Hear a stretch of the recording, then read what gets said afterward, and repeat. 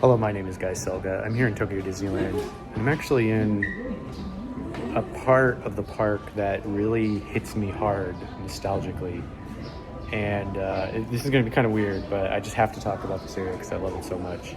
So this is the exit to the Country Bear Jamboree, the Country Bear Theater. And it looks exactly like the entrance of Disneyland's old Country Bear Theater used to be. So I'll explain myself as this video goes on.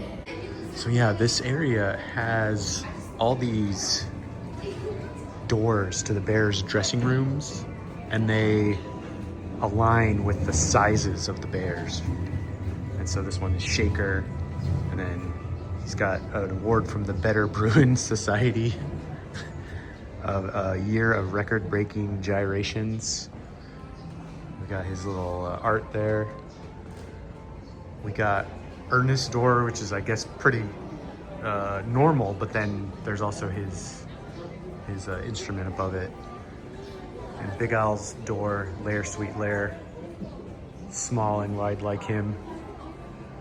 Love that one. You gotta love Bunny Bubbles and Beulah's door. They're tiny, just like him, just like them, rather. And there's also all these props up there, including a little washboard for Oscar in front of Ted's washboard, like he has in the show. There's also an advertisement for Hungry Bear restaurant, which didn't exist in the Disneyland version, but it's still pretty cool. Sunbonnet poster. Now this one's fun. It's for the 5 Bear rug. They got some fish here drying on a plunger. Fred is the tallest one, so watch your head, Fred. Zeke and Zeb, Ted, Tennessee, and then of course a little tiny door for Oscar. I love that. Oscar's one of my favorite country bears. Henry and Sammy's door. So Sammy has a little tiny one that he can hop off and jump in there. And then there's Henry. Gomer, appropriately enough, has the piano painted on it. That's fun. You gotta love Trixie's door. How it's kind of her body shape, but then also the bow. Just wonderful, wonderful stuff. And then Henry, be right back. Who do you think this is? It's, of course, Teddy Barra. So she can climb up to her spot at the top of theater. We've got the heart. That's a lot of fun. There's also this bulletin board here, which is super cute. We got stuff for like wanted dead mother for the Cub Snouts, wanted Goldilocks, Bear All Elixir. That's great for the bears losing their hair. And this one's cute. It's a panda from Beijing riding the country bears named Blinky.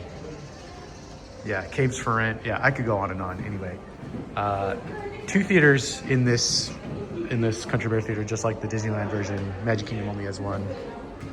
And yeah, it's just wonderful. And I'll finish my thoughts outside. So yeah, Country Bear Jamboree is my favorite Disney attraction of all time, specifically the Vacation Hoedown version. That's the version that ran at Disneyland my entire childhood to my teenage years to when I turned 18, because the closed in Disneyland in 2001. So Vacation Hoedown, that's the version of the show I grew up with. As a kid, I watched Country Bear Jamboree multiple times. I would just drag whichever adult I was with into the show to watch it multiple times. I'm sure all the adults in my life were sick of it.